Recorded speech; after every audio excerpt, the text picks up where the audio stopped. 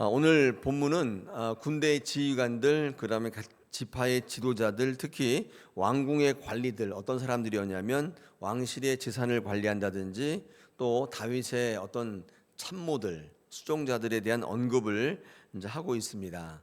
오늘 이름들이 쭉 나와 있는데 그 이름들이 뭐 중요한 건 아니겠죠. 오늘 본문도 마찬가지로 이 본문을 통해서 하나님께서 우리에게 어떤 사실을 말씀하시고자 하느냐, 이 성경의 목소리를 파악하고 그 안에서 하나님을 발견하는 그런 시간 되기를 원합니다. 제가 어제 말씀드렸듯이 역대기는 단순한 역사적인 사실만을 언급하는 게 아니라 이스라엘 사람들 무너진 그 신앙을 회복하는 데 그 목적이 있다는 것을 꼭 기억하시면서 읽으셔야 돼요. 그래야 그 본문 속에 우리에게 말씀하시고자 하는 그 본문의 의미를 발견할 수 있습니다. 그래서 우리에게 도움이 되고 적용이 될 수 있다고 생각이 됩니다. 오늘 이 말씀을 통해 우리의 삶 속에 이루실 하나님을 발견하고 오늘 이 아침에 기도하는 제목이 되시기를 축복합니다. 자, 오늘 본문을 읽을 때 우리는요, 여기서 하나님의 원리를 이제 발견하게 되는데, 군대를 이렇게 편성하고 각 지파의 지도자를 정하고 또 여러 가지 일들을 맡기고 다윗의 수종자를 세우는 이런 일들이 이제 기록되어 있는데, 이거 그냥 막 한 게 아니라 하나님의 원리대로 편성을 했다는 사실을 우리는 알 수 있습니다.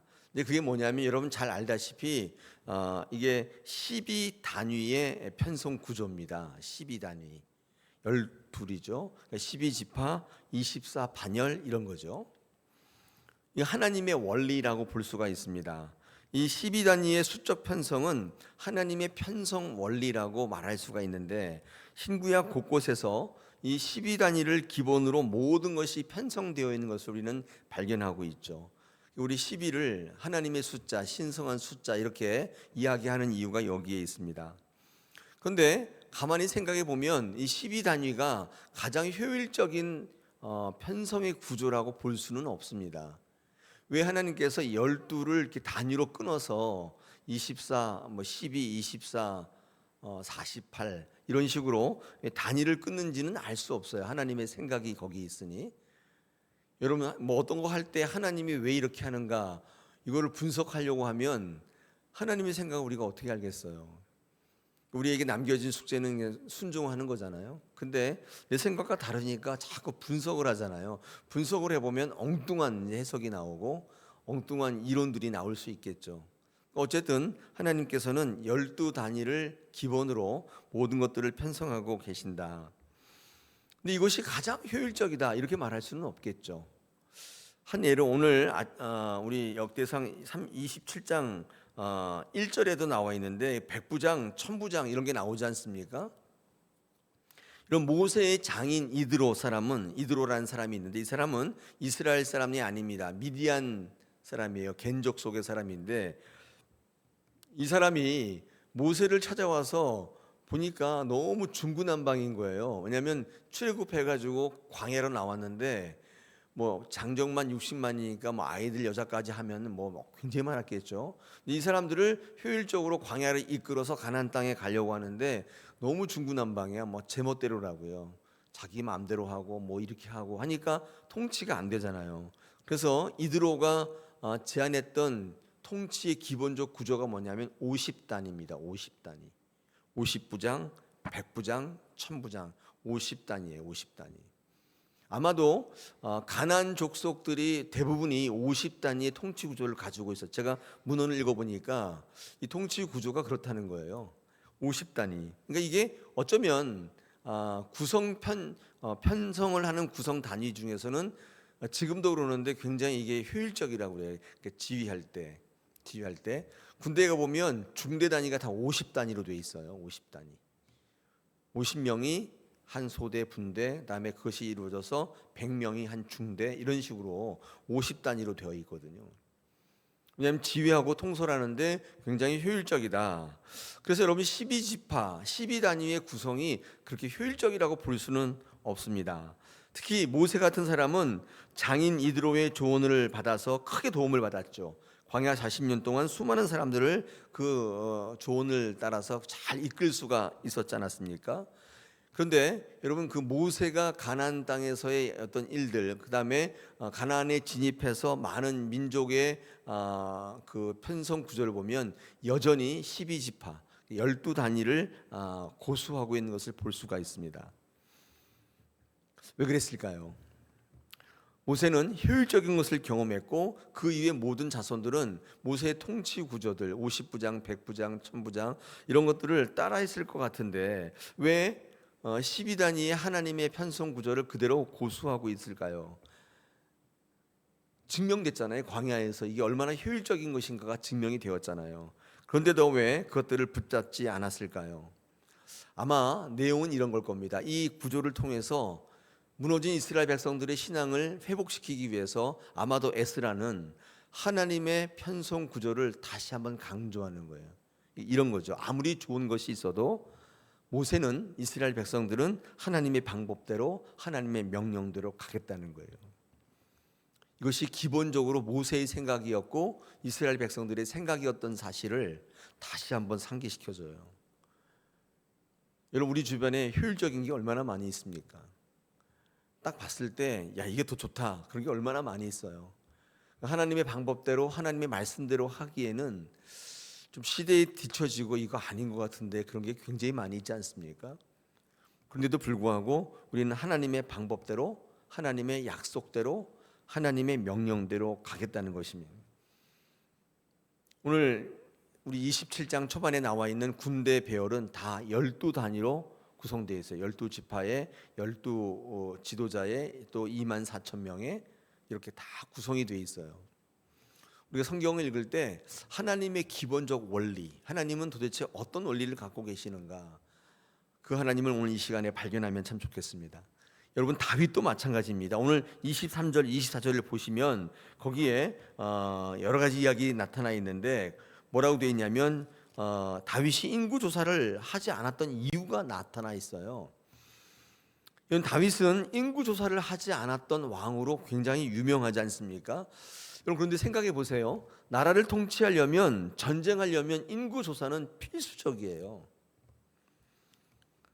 아무리 다윗이 믿음의 사람인 것은 분명하지만 이 믿음을 떠나서 인구 조사는 통치의 가장 기본적인 거잖아요. 만약 오늘날 그 누군가가 믿음을 근거로 말하면서 가장 기본적인 것들을 하지 않는다면 많은 사람들에게 배척당할 겁니다. 그러니까 우리가 생각하는 믿음, 다윗이 생각하는 믿음 같은 건 아닌 것 같아요. 다윗은 정말 유별나단 말이에요. 다윗이 하나님의 마음에 합한 이유는 저처럼 믿어서는 안 되는 거죠. 저는 가장 기본적인, 가장 상식적인 믿음입니다. 아니, 인구조사는 당연하지. 제가 목회하는데 우리 교인이 몇 명인 줄 잘 몰라요. 그 될까요, 그게?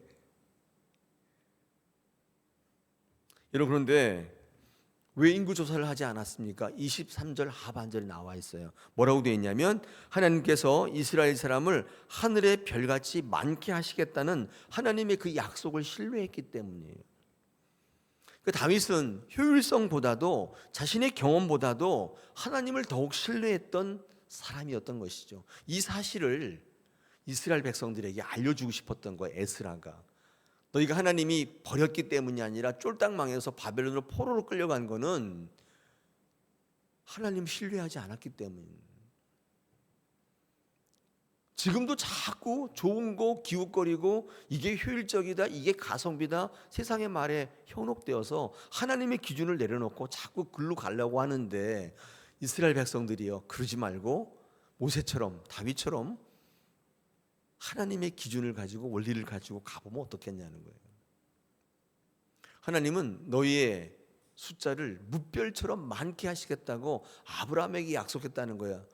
창세기 15장 5절에 그렇게 기록되어 있습니다. 그를 이끌고 밖으로 나가 이르시되 하늘을 쫙 보여주시면서 하늘을 우러러 무뼈를 셀 수 있나 보라. 또 그에게 이르시되 내 자손이 이와 같이 되리라. 하나님이 너희 조상에게 약속해 주지 않았느냐? 왜 그 약속을 신뢰하지 않느냐? 이렇게 말하고 있는 거죠. 여러분, 이 에스라의 이 역대기는 이스라엘 백성들에게만 말하는 게 아니에요. 오늘날 신앙하는 저와 여러분에게도 말씀하고 있다. 오늘 이 아침에 기도할 때 주님, 제가 주님을 신뢰하지 않았습니다.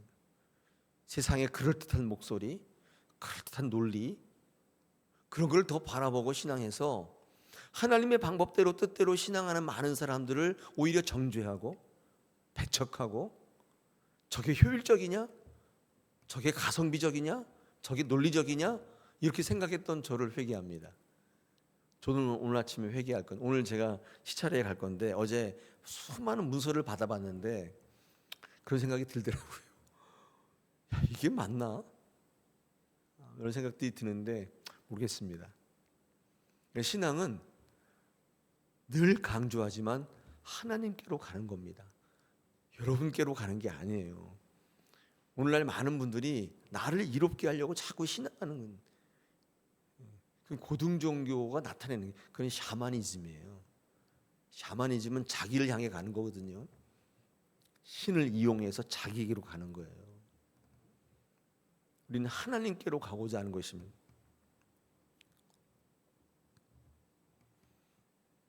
사랑하는 여러분, 오늘 이 원리를 좀 배우셨습니다. 한 가지만 더 언급하고 마치겠습니다. 우리 16절 22절에 보니까 이 지파 지도자들의 이름이 언급되어 있는데 특징은 갓지파와 아셀 지파가 빠져 있어요. 이런 것들을 한번 묵상해 볼 만하지요. 그 대신에 12지파, 12명의 지도자 이름은 다 나타나 있습니다. 그러니까 갓지파와 아셀 지파가 빠진 대신에 레위 지파의 아론의 자손의 지도자가 언급되어 있고, 므낫세 지파와 므낫세 지파가 반반으로 나눠져 있잖아요. 하나는 요단 동편에, 하나는 요단 서편에 이렇게 정착을 했는데, 이 므낫세 두 지파의 지도자 이름이 들어가 있으므로 갓 지파와 아셀 지파가 빠져 있지만 12명의 지도자가 다 나타나 있어요. 한번 여쭙겠습니다. 갓 지파와 아셀 지파는 왜 민족의 지도자가 없나요? 이런 것들도 굉장히 중요한 원리가 되겠죠. 하나님은 어떤 원리가 있냐면 정해졌다고 무조건 다 그렇게 하시는 분은 아니에요. 아셀 지파와 갓 지파의 지도자가 빠져 있는 이유를 우리는 알 수는 없어요. 그러나 하나님께서 그들을 통해서 이루시고자 하는 뜻이 그들 지파에 나타나지 않는 거죠. 왜 그러냐고 묻는다면, 저는 성경을 읽어보니까 그 중에 가장 큰 이유가 순종하지 않는 이유입니다. 순종하지 않으면 하나님 절대로 쓰시지 않아요. 어제도 말씀드렸듯이 내가 유능하면 하나님께서 나를 쓰시는 것처럼 보이지만 그렇지 않습니다. 순종하는 거예요. 그때 하나님께서 능력도 같이 주세요. 내 능력으로 하는 게 아니라는 사실은 성경을 통해 나타난 하나님의 중요한 원리입니다. 신앙도 마찬가지입니다. 성경에 보면 뭐 그런 거 많죠. 특히 모세가 12지파를 축복할 때 신명기 33장 보면 거기에는 시몬 지파가 아예 언급되고 있지 않고, 요한계시록의 7장에 보면 12지파의 목록 가운데는 단지파가 빠져 있어요. 왜냐하면 단지파는 우상 숭배의 잘못을 저질렀기 때문에 하나님께서 그들을 지파의 한 범주로 인정하지 않으시고, 그들을 이제 요한 공동체가 그렇게 한 거죠.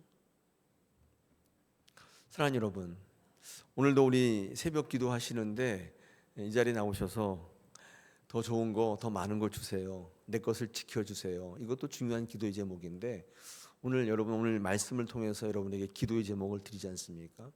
제가 하나님의 원리를 알게 해주세요. 내 삶의 자리에 하나님을 발견케 하셔서 내 것을 고집하면서, 이 세상의 것을 고집하면서 하나님의 것은 전근대적이고 시대에 오류가 있고, 난 그래서 이렇게 살겠습니다 라고 했던 우리를 돌아보고, 하나님, 내 삶 속에서 하나님을 발견케 해주세요.